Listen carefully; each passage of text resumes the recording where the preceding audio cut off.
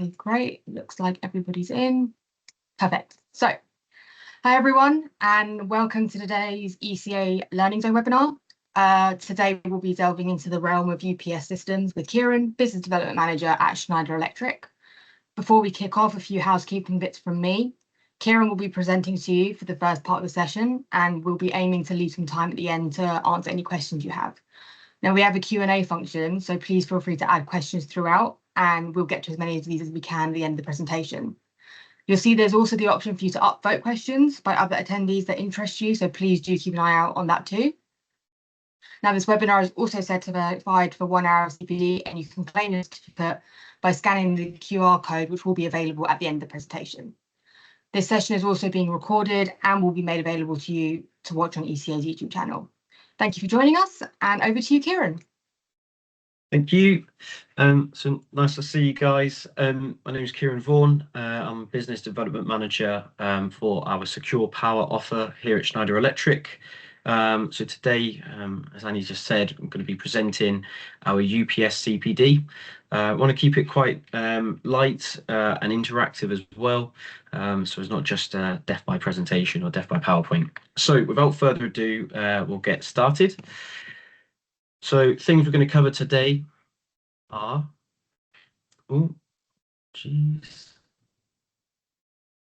Sorry, one slide.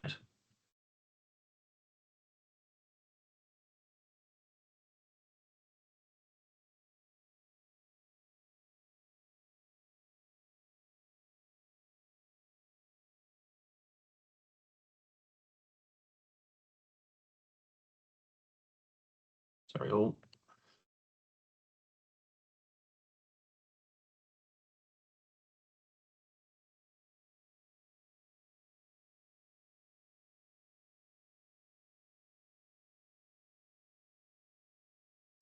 Right. Sorry about that. Right, so what we're going to cover today is we're going to look at the importance of reliable power. So we'll look at the different segments and sectors that will see reliable power, the importance and how that links to why we need UPSs. We'll then look at the different UPS topologies and the different energy saving operating modes. We'll then look at the different types of UPS system architectures and the different system design configurations. We'll then look at two main battery technologies in the marketplace at the minute, so really focusing on VRLA and lithium ion. And then we'll wrap up the CPD discussing around connectivity and remote monitoring. And if we have time, I'd like to then showcase our three-phase UPS offer. So, starting with the importance of reliable power. So being contractors, you will have loads of different types of segments that you guys will be focusing on where reliable power is key. So thinking about buildings, that could be commercial buildings, offices, flats. You need reliable power for loads of different things, whether it be emergency lighting, or it could be small IT loads or life safety loads. Healthcare is another one. Again, we need reliable power. This ultimately helps to save people's lives. The data center space is a really hot topic when it comes to UPSs and therefore reliable power, as it helps keep the digital world's lights on. And then looking at more of a C&I space, so mining, so power is again needed for heavy duty machinery to keep equipment for keep energy running for trade. Same for wastewater and water, as well as oil and gas. So this is just a small snapshot of some different types of segments where reliable power is really important and required, and therefore the UPS can help play. So broadening this out further, something you guys will be familiar with is a snapshot of our national grid. And you can see here the different complexities of how we get our power to supply to these key target segments that we've just realized. So renewables and loads of different other types of ways. And in an ideal sense or ideal situation, we would want to have a clean, pure sine wave as seen down there, according to national standards.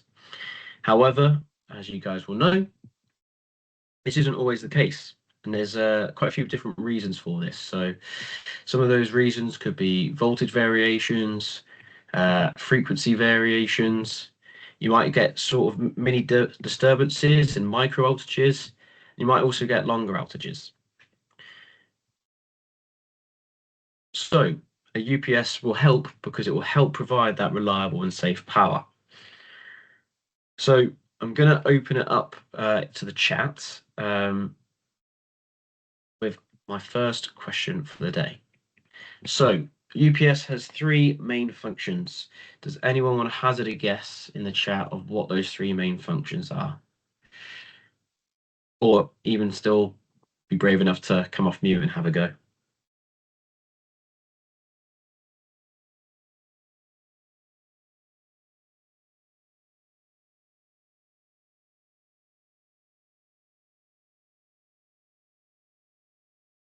So Ciaran, they unfortunately can't speak up because everyone's automatically muted, but right. they can, you guys can add it in the Q&A function, either start a discussion or just ask a question and use that function if you guys would like.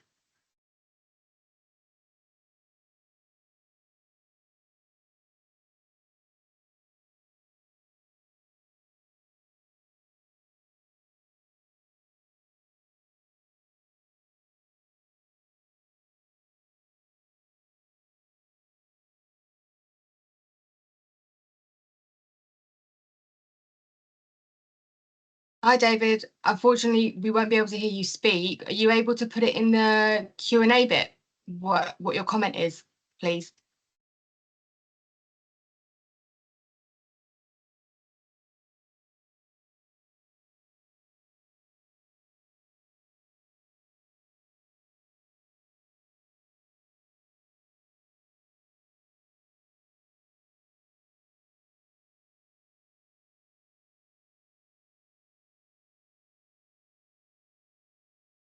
Thanks, Amy. So we've got someone saying power backup during outages. Yeah, so power backup is the main one. That's definitely a valid point. So looking there at sort of that battery backup, it's one of the main functions of UPS. There's two other ones, one maybe less common than the other.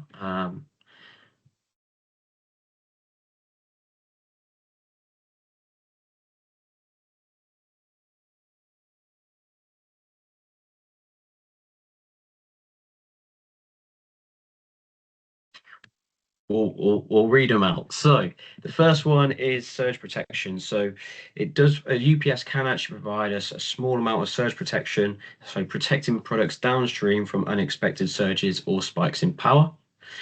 The second one, which is a really important piece and links back to that reliable power, is that the UPS actually cleans the power. So it smooths or cleans the input power in order to replicate a pure sine wave output, which is what we said at the beginning. And then the most common one really that most people think about is that battery backup or that power supply, that continuous power supply. So UPS sync with battery provides power supply when a power outage occurs, whether it's a micro outage or even a longer outage. So moving on to UPS topologies, there's three main types according to International Standard IEC 62040-3, bit of a mouthful there. So the first one is your standby or offline UPS, quite a basic version. Then have our line interactive UPS, and then the more commonly known, arguably, is your double conversion online UPS. And as we go up the scale, you're increasing the protection and the load rating, but you're also going to increase the cost of the solution. So looking at this in a little bit more detail. So your standby topology, as I just mentioned, is really quite the basic UPS. Offers basic type of protection, 6 to 10 minutes a second transfer time. Although it offers low cost per watt and is a compact design and highly efficient, it's only supporting 2 kVA, single phase load, and the types of applications that it's supporting, household electronics, personal computers, that type of stuff. Next UPS is the line interactive. So again, it provides good voltage conditioning, a smaller transfer time of 4 to 6 milliseconds, high reliability. Again, can protect a slightly larger load up to 5 kVA, but is still only single phase. And the types of applications is the servers, switches, and routers. So IT heavily involved. Then moving on to the double conversion. So this is probably the most common UPS topology. Provides excellent voltage conditioning. There's no transfer time between the load. You can easily parallel it, and it's well suited for N+1 designs, which we'll touch on about later. It can protect a much larger load, up to 1.5 MVA, as it can do single phase and three phase, and it can also parallel up to 4 MVA. And in terms of the types of applications that we would see this in, it's really those key critical infrastructures that we just discussed. So data centers, C&I applications, and other critical infrastructures like healthcare, for example.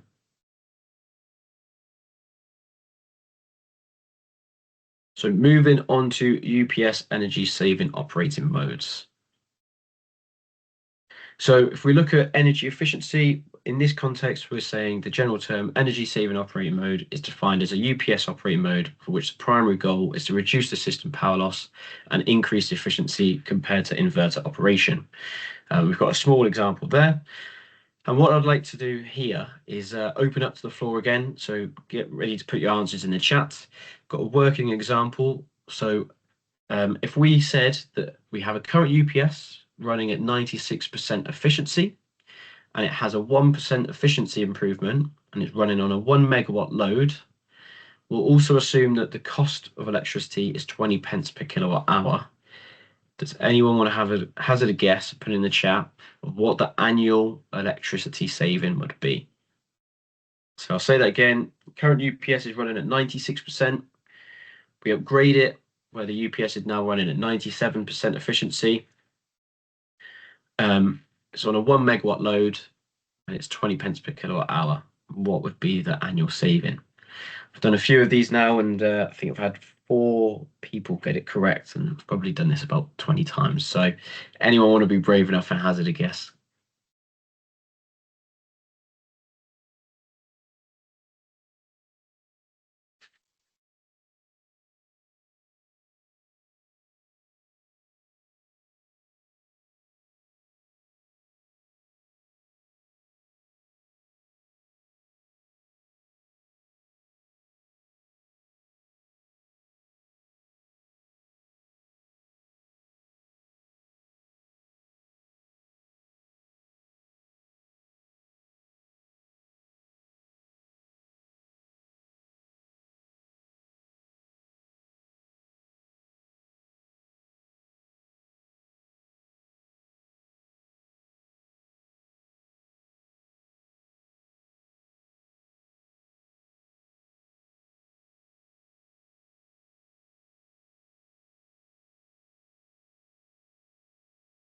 Any answers in the chat there, Annie?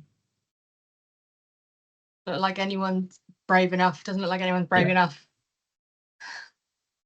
Okay, we'll run through it. Okay, so the answer is around 17.5 grand per year. So it sounds like a lot of money. Yes, it's a large load, 1 megawatt. So in terms of how we calculate this, we're working out the difference between running at 96% and 97%. So we do 96% of a meg and 97%. And then we work out times the 20 pence per kilowatt hour and times the amount of hours in a year. So 24/7, 365.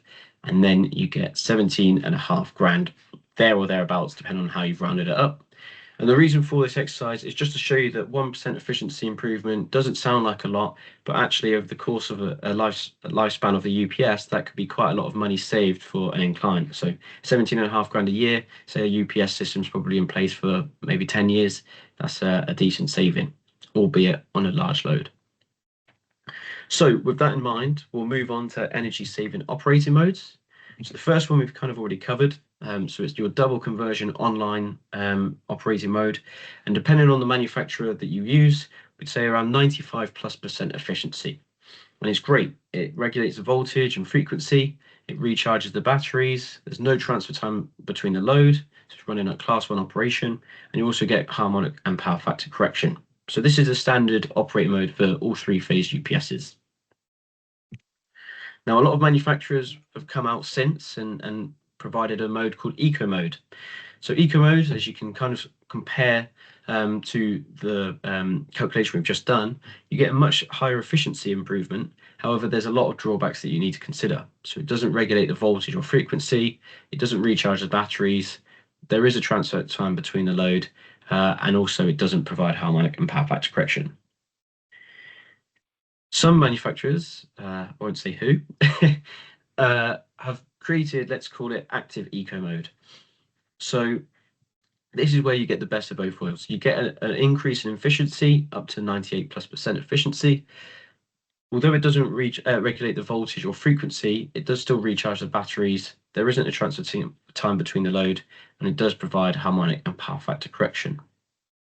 So if we look at the difference between active eco mode and eco mode in a little bit more detail, you can see here the reaction to bypass failure. So on eco mode at the top left, you can see the bypass switch is on and the inverter isn't. So therefore, there's a break between the load of when it transfers onto inverter operation. The difference between eco mode and active eco mode is that active eco mode, the bypass and inverter are running in parallel. So therefore, there's no break in the load, and therefore you're still able to clean the power and you're able to run on class 1 operation.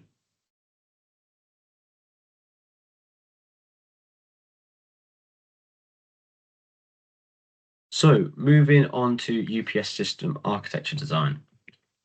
So there's two main types. You've either got your standalone UPS design or you have your modular UPS design. You can see on the left, your standalone UPS design, you have 3 separate UPS frames with 3 separate battery strings or designs. And your modular UPS design would encase one larger UPS with 3 separate modules within the UPS and a common battery set of battery strings. So if we look at the standalone UPS design, if you're looking at designing, maybe you have 250 kilowatts on day 1, so you might stick a 500 kilowatt UPS in, and on day 2, then you're covered. However, if that load increases, you then might scale up by adding another UPS, another set of battery strings, so forth, so forth. So you have a 1.5 megawatt load, but you now have 3 separate UPSs with 3 separate battery strings. Compare this to a modular design, you might have a larger footprint or slightly larger footprint to start with, but you can then scale up without needing to add any more batteries or any other UPSs. And this can then link in a modular UPS design with an internal modular redundant design. So in this example, we've got a UPS running a 1 megawatt load. It's a 1250 kVA or 1250 kilowatt UPS. So therefore, you've got 5 250 kilowatt power modules, all sharing a load at 200 kilowatts each to make sure you have that one meg. And if one of those power modules was to fail, the other 4 could pick up to then make that one megawatt load or 1000 kilowatt load. So this saves a lot of footprint, saves a bit of cost as well compared to your standard N+1 design where you'd have 2 separate UPSs and 2 separate battery systems. So moving forward or adding to this with system design configurations, if we look at this from moving from left to right, we have our basic N design all the way to our most redundant 2N+1 design. So you can see here, moving left to right, the scale of availability and also the cost of this design increases. However, if you go back the other way, from 2N+1 back to N, the system efficiency increases. So this is just a nice summary table just to show when you're looking at if you are designing or getting involved in UPS designs, how best certain systems work and the sort of pros and cons that come with that. So what do we mean by 2N? 2N is literally double the load. So in this instance, we have 2 separate UPSs, 2 separate power supplies. An N+1 is slightly different. So an N+1 gives you that higher level of availability than your capacity N configuration because of the extra capacity that could be utilized if one of the UPS modules breaks down. So in this instance, this N+1 design on the left shows that there are actually 2 separate UPSs, but still running in an N+1 design. Now, some of the disadvantages of N+1, one of them being you have to have the same modules or same design, manufacturer, same rating, technology and configuration.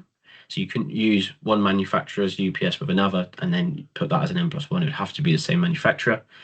But the main one really is that there's still single points of failure upstream and downstream of the UPS system. And depending on the environment that the UPS is being installed in and the criticality of how reliable that power needs to be,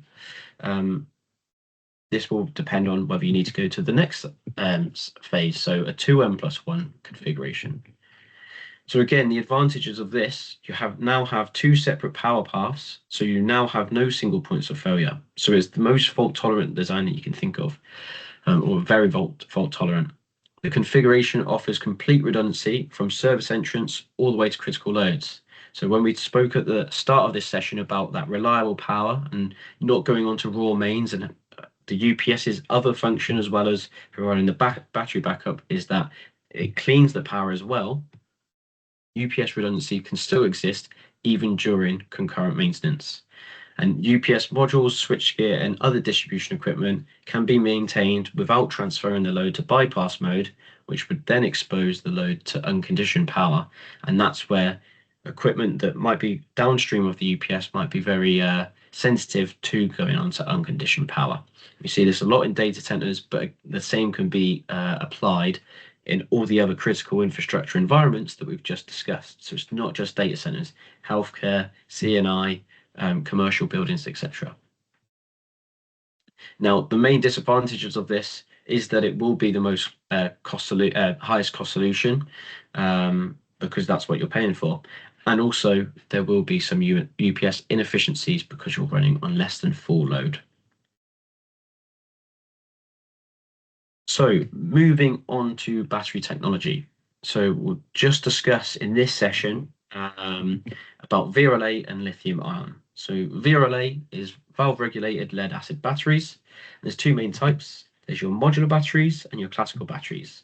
So your modular batteries can typically be either 5-year design life, or that we now see long life modular batteries up to 10-year design life, and classical batteries, which typically are 10 years, but depending on the manufacturer, some are now saying up to 12. Modular batteries are plug and play type design that can be installed by a trained person, whereas classical batteries need to be installed by a qualified electrician. Most single-phase UPS systems come with modular batteries, whereas 3-phase UPSs, you can have the option for either or. And in terms of where the batteries are housed or stored, so you can either put them in a cabinet or a cladded stand, or sometimes it can actually be a bit more effective to put them in an open stand. So modular batteries are installed inside the UPS frame or a modular battery cabinet, whereas classical batteries can be installed in either. So a battery cabinet, a cladded stand, or an open stand as displayed there. In comparison, we have lithium-ion batteries. So it's still relatively new, although in the UPS world it's probably been around for the last decade at least. And these are some typical comparisons. Some of them might be slightly outdated now, but these are some typical comparisons. So we have 10 times discharge cycles, 2 to 3 times the life expectancy. I think some of this can probably be debated with the improvement of VRLA, and also depending on the system and the load rating, etc. One of the other major factors with lithium ion is the weight and the footprint. So the footprint and weight is a lot less. Again, these are just sort of initial comparisons. It can operate at much higher temperatures, and it has high predictability, manageability, and part of that is because of the inbuilt battery monitoring system, which we'll discuss about on the next slide. You can have up to 4 times the shelf life.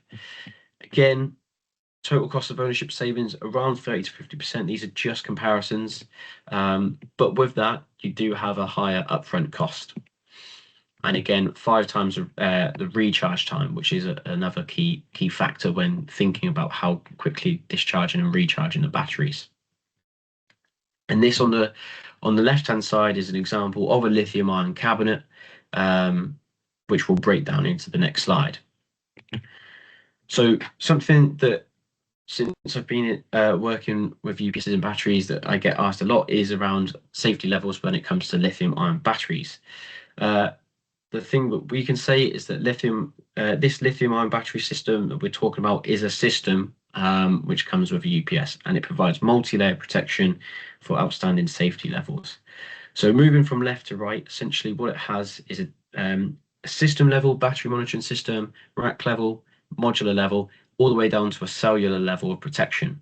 And what it's doing is it's acting as a predictive and preventative way of stopping a fire rather than a reactive way. So it's detecting for a thing called thermal runaway, which, as we know, once thermal runaway happens, it can't be stopped. So it's detecting for it, and it does this at every level. And if it does detect it, it will trip the breaker, and either that cell or cabinet will shut down, and therefore you might lose a bit of runtime on the batteries. But it's again, just to restate, it's a predictive and preventative way of looking at it. So we'll wrap up this session around connectivity and remote monitoring. So I like to use this car dashboard analogy. So when we think about the first car invented, Henry Ford, without being too disrespectful, it was relatively basic design, it was engine and wheels, but it didn't give you a lot of information. That's what I'm trying to say.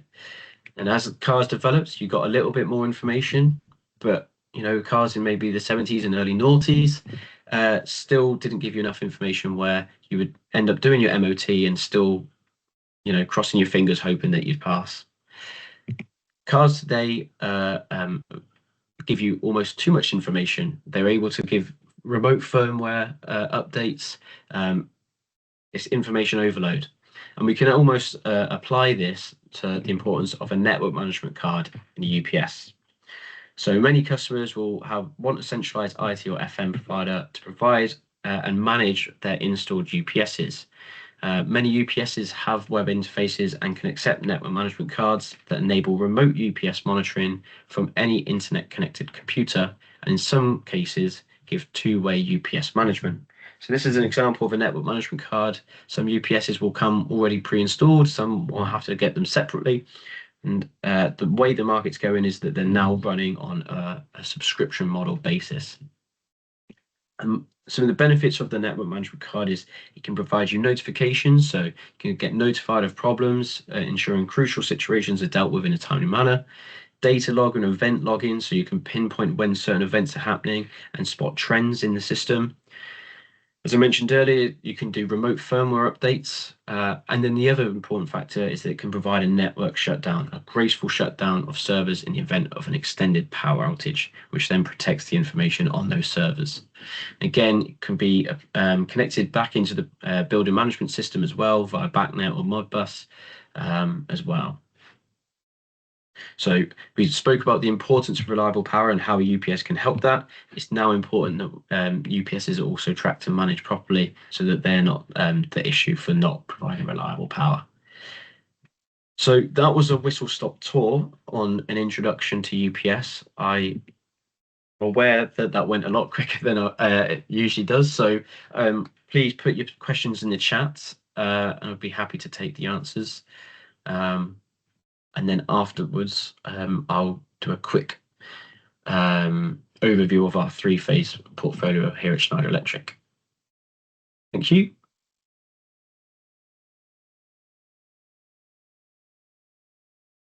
Thanks, Ciaran. That was great. We don't seem to have any questions yet, but happy to wait for people to give them a little minute. Might be worth also just sharing your screen again and giving them a chance to look at the QR code so they can scan for the certificate. Yeah, I've got that here, yeah. So while people might be thinking up their questions, they can also scan that. That'd be great. Yeah, that's fine. Okay. Perfect, thank you. So yeah, everybody, please feel free to scan that QR code so then you will be able to receive a professional development certificate from the ECA for this webinar.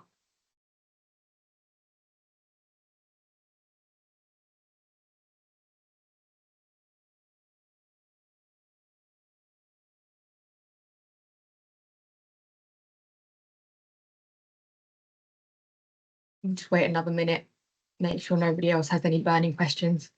You might have explained things too well, Ciaran. Oh, I don't know about that. Quicker than usual.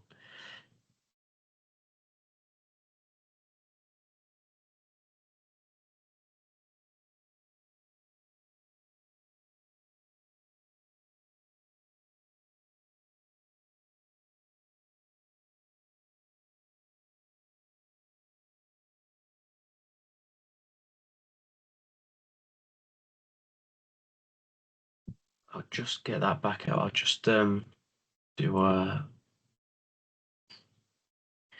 get this one slider out just as a quick overview, if that's all right, Annie. Yeah, of course, go ahead. Doesn't seem like there's any questions, so crack on. And then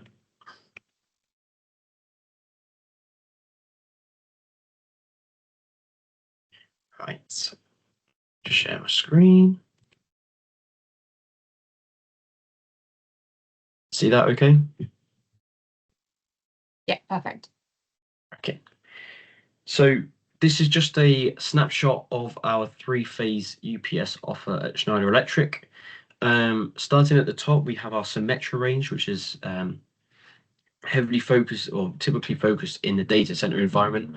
The two main designs I want to focus on is the Galaxy range and the Easy range.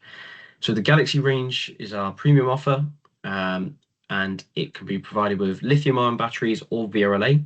It has smart modular batteries, as discussed in the CPD, with that allowing for that internal N+1 design. On the VS, it can be scalable from 10 to 100 kilowatts. On the smaller modules, we can actually fit internal smart modular batteries, both shorter life or longer life. And on the typical GVS, we can actually go up to 150 kilowatts with 50 kilowatt power modules. On the VL, similar sort of design, scalable with 50 kilowatt power modules, scalable up to 500 kilowatts. And the Galaxy VX, again, similar to the UPS we looked at in the CPD, scalable to 1250 kilowatts using 250 kilowatt power cabinets. And recently, back end of last year, we launched the Galaxy VXL. So that's scalable up to 1250 kilowatts using a 3U power module rated at 125 kilowatts. Again, scale. Sorry. Scalable up to 1250 kilowatts, and it is only 1.2 meter footprint compared to the Galaxy VX, which is 4.5 meters. I spoke about the active eco mode in the CPD. That's actually a patented design by Schneider, and we call it e-conversion. So essentially, you can run on class 1 operation on your higher loads and get a much better efficiency, up to 99% efficiency. And then moving down to the easy range. So this is where we see a bit more of our medium offer. We see this do a lot of work with other contractors with our easy range in CNI spaces. So again, the easy range, you've got small, medium, large, 3S, 3M, 3L. It is a modular UPS, but it doesn't have that smart modularity like the Galaxy UPS, where they're live swappable and you can take them out without shutting down the UPS. Similar to the Galaxy VS, the Easy 3S can fit in modular batteries inside the UPS frame, meaning you're saving on insulation and space. Our Easy 3S and 3M is actually EN 50171 compliant. So that refers to life safety standards. Seem to get a lot more inquiries for those nowadays, backing up things like lifts, emergency lighting, smoke extract systems, etc. So there's a whole standard around that, and we can support you with those inquiries. And then the Easy Modular range, as it says, is our modular version of our easy range. So again, similar to the Galaxy range, 550 kilowatt power modules, scalable up to 250 kilowatts, and again, available with lithium ion. And then we also have our larger Easy UPS 3L, which is scalable to 600 kilowatts. I believe that's everything there. That's again just a small snapshot. I would probably encourage, though, I can drop my email in the chat should you have any projects where you do need questions answering or support with UPS. I'd be more than happy to help. Amazing, thanks, Ciaran. So we do actually have a question now. We've been asked, are you able to provide guidance on UPS and regs?